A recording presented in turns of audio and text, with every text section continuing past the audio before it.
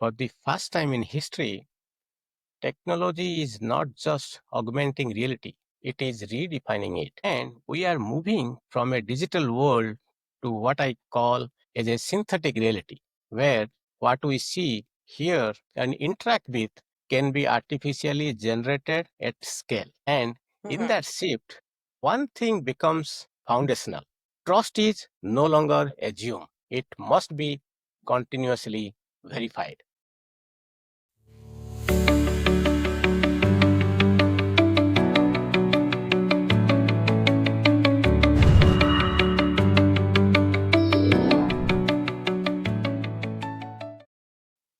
Welcome to Impact Exchange, where we explore how leaders are building businesses using AI that don't just grow, but create a meaningful impact in a rapidly changing world. Welcome. Today, we are diving into one of the most critical problems of our time, which is trust in this new AI digital world. With AI advancing rapidly, deepfakes, synthetic identities, and impersonation risk are becoming real threats. Joining us today is Dr. Damodar Sahu, founding partner and chief growth officer at FaceOff Technologies. Welcome, Dr. Sahu. Thank you, Saumya. I'm delighted to be here. And this is a very important conversation because for the first time in history, technology is not just augmenting reality, it is redefining it. And we are moving from a digital world to what I call as a synthetic reality, where what we see, hear, and interact with can be artificially generated at scale. And in that shift, one thing becomes foundational. Trust is no longer assumed, it must be continuously verified. Thank you. Yes, Thank you for having me. certainly. Most delighted as well. And as you started with this bigger picture, trust. But what is fundamentally broken, when we talk about this trust in this digital ecosystem? Good question, Shamya. So, what is broken is very simple. I will put it in a very simple layman language, but it is deeply structural. We built the internet on assumed trust, but we are now operating in a world of programmable reality. Today, faces can be generated in seconds, voices can be cloned with near perfect accuracy. Entire identities can be synthetically created. So, identity is no longer proof of a person.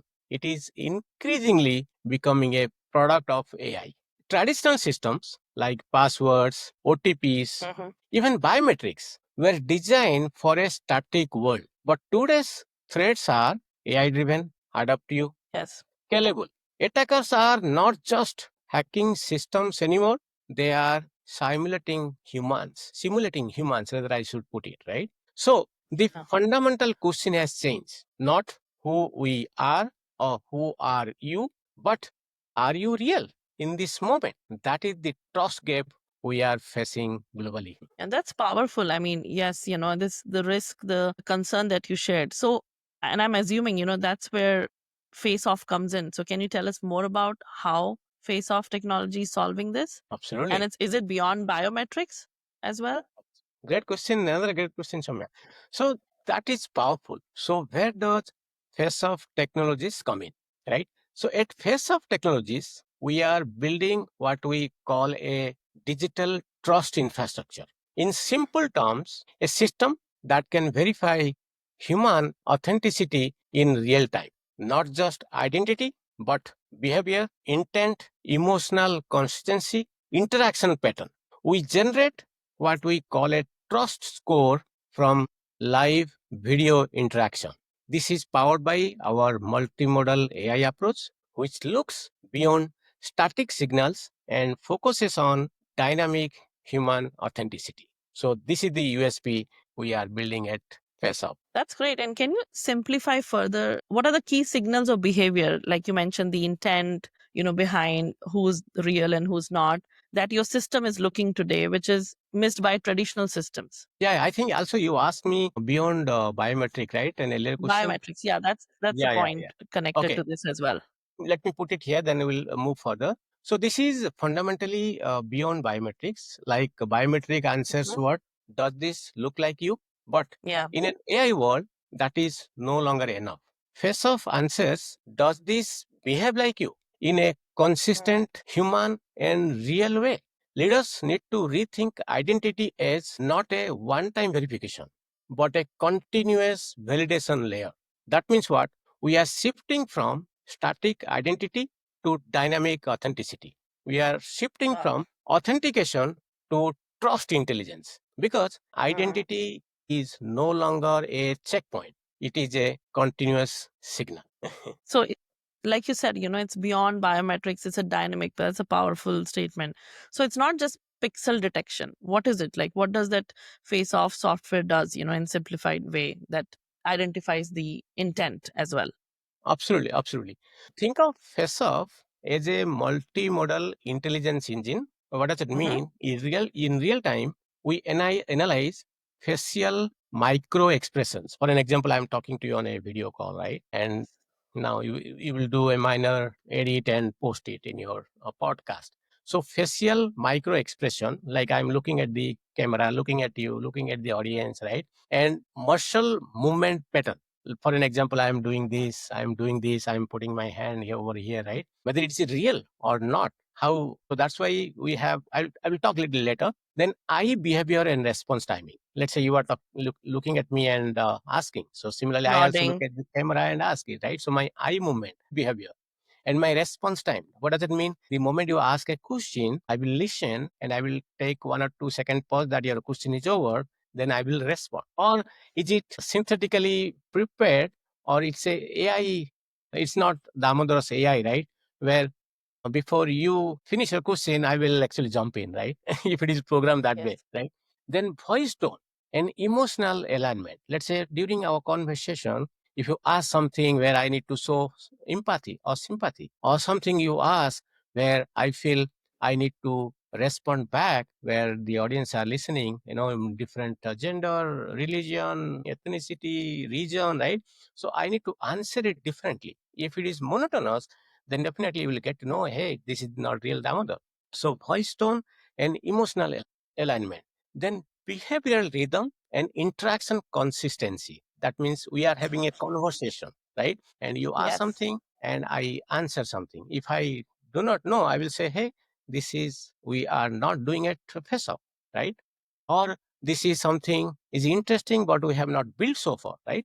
So now here is the key. AI generated identities often fail not in appearance but in coherence. They lack natural variability, they lack emotional continuity, they lack behavioral depth. The traditional systems miss this because they focus on pixels and static Mhm. snapshot.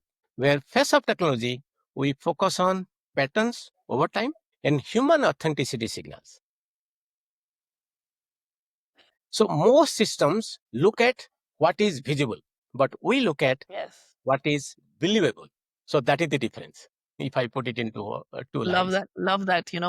Look beyond what is visible, but what is believable to you. Yeah, Definitely. So where it is being used today, give us some real examples, where face-off technologies can be practically implied. absolutely. So it typically starts with urgency, but evolves with strategy. I'll give you a couple of use cases industry wise. Let's say banking, financial services, insurance, or more or less we call it BFSI or financial services. Detect synthetic identity fraud. What does it mean?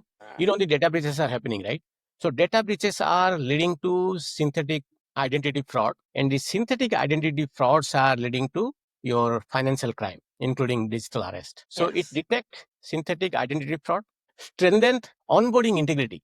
Let's say video KYC, large company, they hire people, take video interview, whether this person behind the screen is real or not. So strengthen onboarding integrity and enhance anti-money laundering and compliance layers because that is relevant to BFSI and financial services. For enterprise communication, verify authenticity in video calls, prevent impersonation in interviews and boardrooms. I have given example. We are talking together and whether we both are real or not. So our system will capture and give a score. Hey, Identify. yeah, absolutely. And it is very much relevant to government, defense, lawmaking agency. In US, DOD, right? USCIC, IC police. What does it can do identity validation at scale and national security applications. So these are the two major use cases I can say. Then for Yeah. airports and smart security, behavioral risk detection and real-time authenticity check. So what is Yeah, it's like interesting it should out of be yeah, omnipresent. Yeah, it should be absolutely, everywhere. yeah, I think it's like broad and very applicable. And this is massive because this feels like not just a product; it's like full infrastructure in place. that's why you So call it almost like a trust foundation infrastructure. layer. Yeah. Yeah, yeah. That's why you're talking about the trust infrastructure, right? So what is interesting is it's a forward-looking organizations are shifting mindset from let's say fraud prevention to the trust as a competitive advantage. And just to answer you, I think you Yeah. asked No, that, me infrastructure, right? It's a infrastructure, yes. not just a product. To answer you, yes, we are creating the trust infrastructure, not just a product. This is exactly how we see it. FaceOff is not Mhm. a feature. It is becoming a foundational trust layer for the digital economy. Like cloud became infrastructure, identity became infrastructure. So trust also becoming infrastructure. So that is at FaceOff, we are actually creating the trust infrastructure. No, that's wonderful, and I see it going, more and more into areas, where this has not been heard of. So, from a growth perspective, how are you approaching this? Building awareness in a space that's still evolving, or educating the market, or are you already seeing demand for this? No, great, another great question, Soumya. So initially it was heavily education driven because this Hmm. category like AI driven trust verification is still emerging.